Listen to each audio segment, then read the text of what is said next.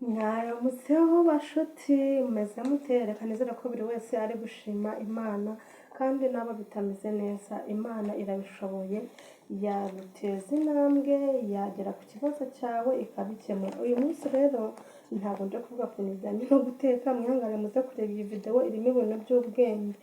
Nje kuvuga ku muntu ujya ugira igitekerezo cyo kumva yashinga boutique ariko akabura uburyo yabigenza. Ndagira ngo mumenyeshe ko ufite ibihumbi 400 ushobora gutangira boutique. Did you know?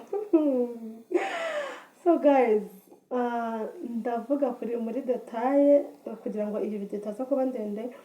Ni ukuvuga ngo ufite ibihumbi 400 ushobora gukora boutique ute gute. Ni ukuvuga ngo uno munsi nabashije gukora kugadaringa amakuru, mwihangane ntabwo biri kugaragara neza ariko icyo nzi cyo nuko bigaragara ku muntu ushaka kureba neza yareba akabona. Nkuko mubona iyi ni boutique, si boutique mu ikayi.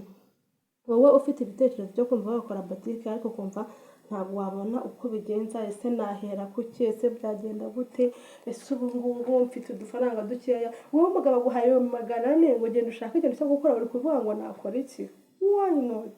Ngwino ngufashe muri ukuntu wabigenza, kuko nk'ubu ngubu urugero rwa hafi nk'aha ngaha natangije rent ibihumbi 60. hari n'ahantu wabona inzu y'ibihumbi 30 y'ubucuruzi. Wikipanika wijya gutangirira centre cyangwa se mu mujyi ufite amafaranga make, agenda utangire muri quartier, uko uzagenda waguka uzajya ugenda wegera ku muhanda, ujya ruguru ujya ku muhanda. Reba tangirana nibura ikode y'ibihumbi 60. Iyo ni inzu yo gukoreramo ibihumbi 60. Wahayibona wabishatse, shaka umukomisiyoneri agufashe. Mpitanza hano kuri comptoir y'ibihumbi 40, nayo ni menshi pe, nayo ni menshi. Ahangaha wanayagabanya rwose, ariko nyine wumvaga comptoir ko 40 kaba kameze neza. Etagere ibihumbi 35. Ugende ku amakara gute utangira boutique idafite amakara? Guys, gerageza ibintu byose babibona. Ahangaha amakara, ibirayi, igitoki, ahangaha amakara n'ibirayi nabigeneye 10 ubwo ni 20. Ibintu bijyanye n'imboga, karoti, intoryi, imiteja, hano iwacu birangura ngahe, hano mu isoko ry'Inyanza. Ndabamamarije ariko nta kibazo, nabo bakore baronke aho bari hose. Abantu bacuruza ibintu bijyanye imboga z'ibihumbi 5 ni nyinshi, wazitangiriraho. Why not ujya kwipanika kurangura inyanya z'ibihumbi 10 kandi uri gutangira nta n'umukiriya n'umwe uragira? Banza ufate dukeya, ubundi uzajya ugenda uzamuka gake gake. Ikindi umuceri, wowe urajya kuzana imifuka y'imiceri uri gutangira, uzi umuceri abakiriya uzagira aho ngaho bazaba bakunda, genda ufateho nk'amoko 2, umva 15. Ibyo ni igice cy'umufuka ntekereza bitewe n'ubwoko bw'umuceri, ariko abantu njya mbona bakunda imiceri itandukanye. Wenda ni nk'umutanzaniya, niyo waba uzanye uwo nguwo gusa nta kibazo, ukabanza ukese abantu bakaza bakakubaza uwo bakunda, akaba ari uzajya kurangura ubutaha. Icyangombwa ni uko watangiye yavuga ngo umuceri urahari ukikiriza yego urahari, ugahita umubwira uhari, ubutaha akubwira tuzaza n'uyu. Ibyo ni gutya batangira business. Wowe ujya wibaza ngo nabigenza gute? Kawunga yashyizeho ibihumbi 22. Amakaroni shyiraho 4,500. Tangiza duke. Red Gold ibihumbi 5. Ubuto litiro 10 cyangwa 15. Ni ukugira ngo nyine nibaza ntibabure kandi ntibagire ikintu babura, kandi wafunguye boutique. Inaji, Mariti, Magi, utumagi guto ucuruza inyanya n'igitunguru udafite magi. Amazi y'Inyange, urabizi abantu bakunda amazi, hari igihe amazi ya Jeba ashirana abantu mu ngo bakaba bakeneye ayo mazi. Ikindi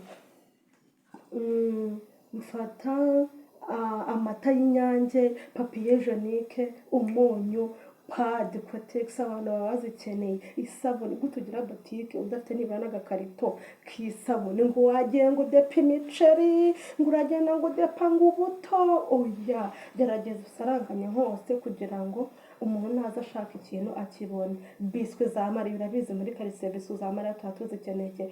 Petit fanta, udufanta dutoya. Why not? Korogati, isukari, za situruwaya, serviette, ubugari, ifu y'ubugari. Gute utagira ubugari muri boutique yawe? Saradine, omo, ibintu bijyanye n'inzoga nanditseho urugero wenda rwa konyage, ariko nawe warangura dukeya deni noneho izo bagenda bakubaza botike idafite inzoga ntabwo bishoboka. Inzoga zikurura abakiriya sheri, gerageza natwo dushyiremo. Aha twari tugeze ku bugari, saradine, omo, inzoga nafatiye urugero rwa konyage, urusenda rw'akabanga,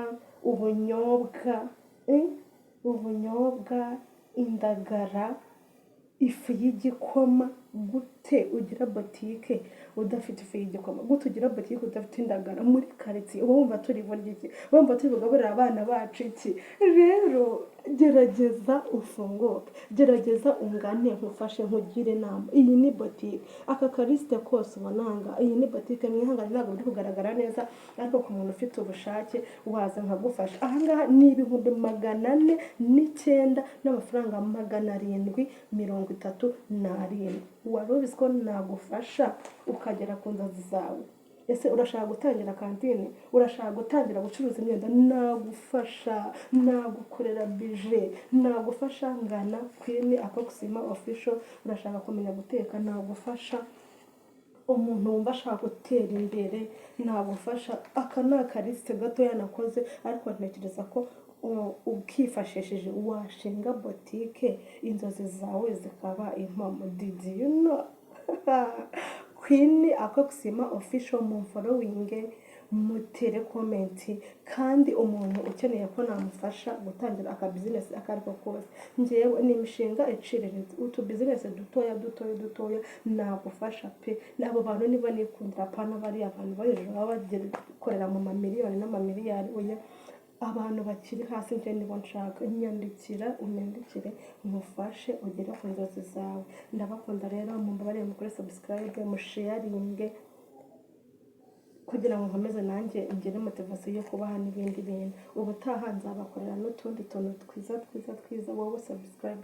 Ciao. Thank you for watching. I love you so much. Nkunda umutima munyereka, ndabakunda cyane. Botike minikayi, botike. Reka wowe ubigendana mu mutwe. Ndanicara nkandika. Ngwino nkwifashirize rero dutangire botike.